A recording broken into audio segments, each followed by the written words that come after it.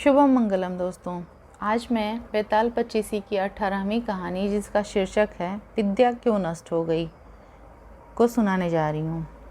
तो चलिए। उज्जैन नगरी में महासेन नाम का राजा राज करता था। उसके राज्य में वासुदेव शर्मा नाम का ब्राह्मण रहता था, जिसका गुड़ाकर नाम का पुत्र था। गुड़ाकर बड़ा जुआरी था। वह अपने पिता का सारा धन जुए में हार गया। ब्राह्मण ने उसे घर से निकाल दिया। वह दूसरे नगर में जा पहुंचा। वहां उसे एक योगी मिला।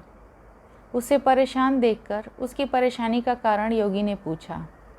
उसने अपना सारा हाल कह सुनाया। योगी ने कहा, लो पहले तुम कुछ खा लो। गुड़ाकर बोला, मैं ब्राह्मण का बेटा हूँ, आपकी भिक्षा मैं कैसे खा सकता हूँ। इतना सुनकर योगी ने सिद्धि को याद किया। वह आई। योगी ने उससे आओ भगत करने को कहा।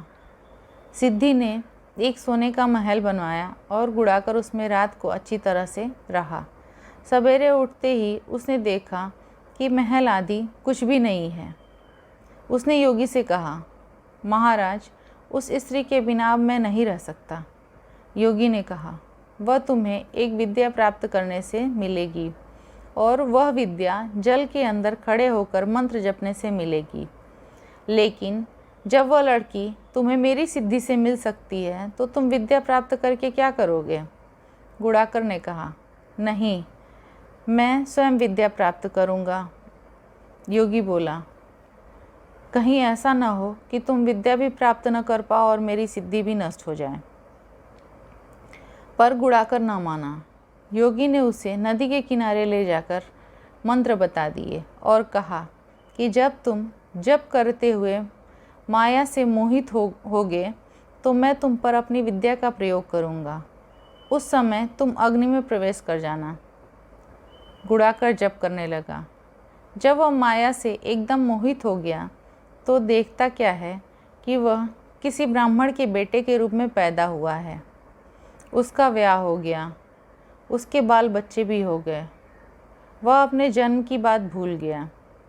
तभी योगी ने अपनी विद्या का प्रयोग किया। गुड़ाकर माया रहित होकर अग्नि में प्रवेश करने को तैयार हुआ। उसी समय उसने देखा कि उसे मरता देख उसके माँ बाप और दूसरे लोग रो रहे हैं और उसे आग में जाने से रोक रहे हैं।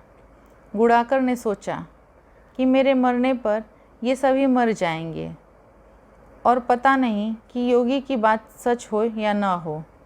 इस तरह सोचता हुआ वह आग में घुसा तो आग ठंडी हो गई और माया भी शांत हो गई। गुड़ाकर चकित होकर योगी के पास आया और उसे सारा हाल बता दिया। योगी ने कहा, मालूम होता है कि तुम्हारे करने में कोई कसर रह गई है। योगी ने स्वयं सिद्धि को याद किया, पर वह नहीं आई। इस तरह योगी और गुड़ाकर दोनों की विद्या नष्ट हो गई। इतनी कथा कहकर बेताल ने पूछा, राजन, यह बताओ कि दोनों की विद्या क्यों नष्ट हो गई। राजा बोला, इसका जवाब साफ है। निर्मल और शुद्ध संकल्प करने से ही सिद्धि प्राप्त होती है। गुड़ाकर के दिल में शंका हुई कि पता नहीं योगी की बात सच होगी या नहीं। योगी की विद्या इसलिए नष्ट हुई कि उसने अपात्र को विद्या दी।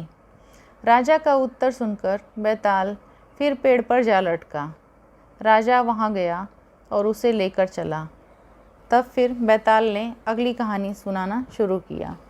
तो अगली कहानी अगले भाग में। अगर कहानी पसंद आई हो तो लाइक कर दें, शेयर कर दें, सब्सक्राइब कर लें और 2500 कहानी ज़रूर सुनें और कमेंट बॉक्स में कमेंट करके बताएं कि ये कहानी आप लोगों को कैसी लग रही है।